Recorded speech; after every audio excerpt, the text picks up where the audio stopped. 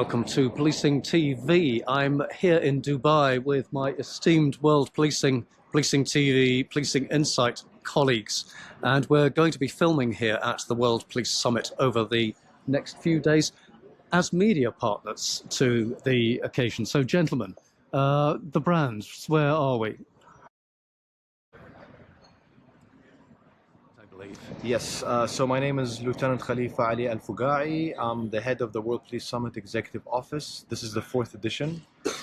We're very happy to see you here, Bernard, and absolutely we do wish that most of the visitors do check the website. We have a lovely exhibition.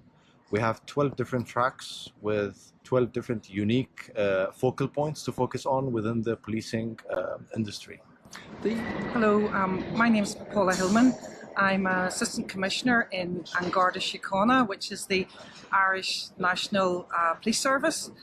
One of my roles as Assistant Commissioner is the Roads Policing portfolio.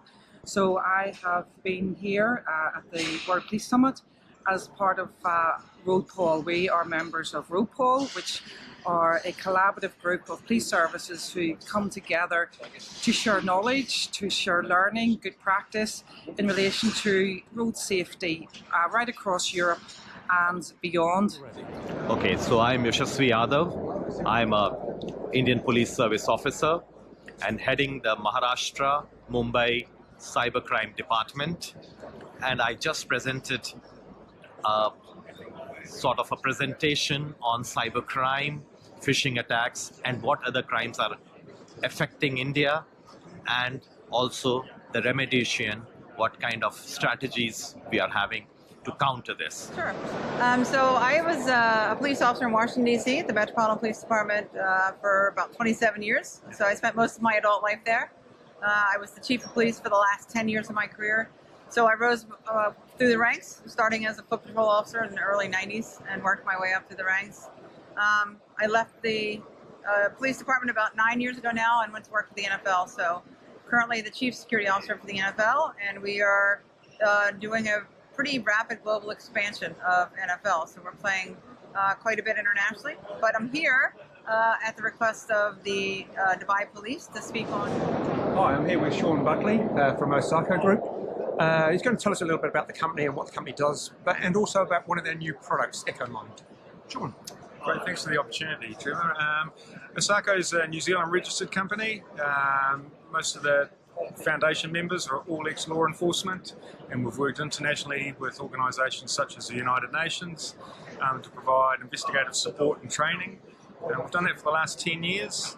We've got a global reach, and a big part of our business has been investigative training and investigative interviewing, and we've been really fortunate through a connection with New York University to develop a new product which is a world first, which will provide investigative interview practical training predominantly to law enforcement officers and to those who are starting off their training journey with law enforcement and can continue right throughout their career.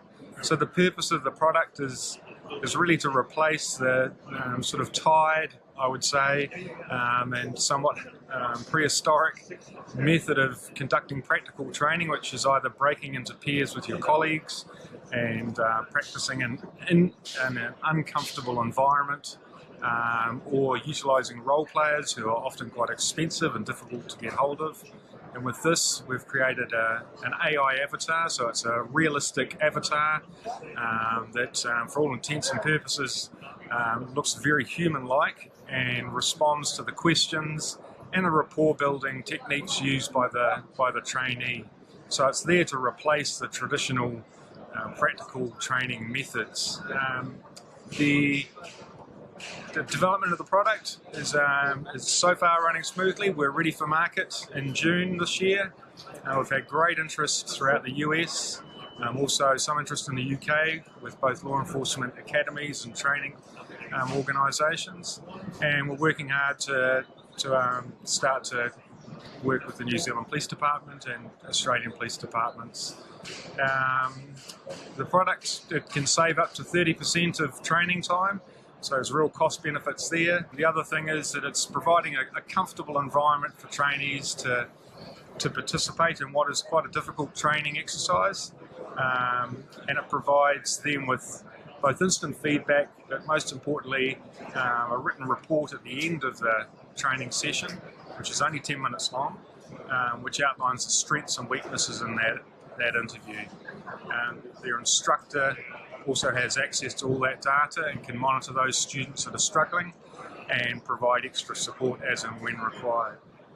So as of June, we're going to be going to market with one avatar in several scenarios. So the scenarios will start off fairly basic. There'll be allegations of thefts, basic street assaults, and it'll be fairly compliant avatar. But very quickly over the next few months, we'll be scaling up to include more and more complex scenarios. So it can be everything from drug offending, homicide investigations, sexual offending, and we'll be going from fairly compliant avatars, and we can manipulate the avatars so that they become more complex in the information that they can provide, but also perhaps more difficult to interview. So they go from being compliant to uncompliant to not wanting to interact with the trainee at all. So it's quite lifelike. And what I would basically say is, with my 35 years of experience in law enforcement and specifically interview training, I think this is an absolute game changer. It's very quickly going to be the go-to product for law enforcement bodies around the globe. But again, thanks for the opportunity.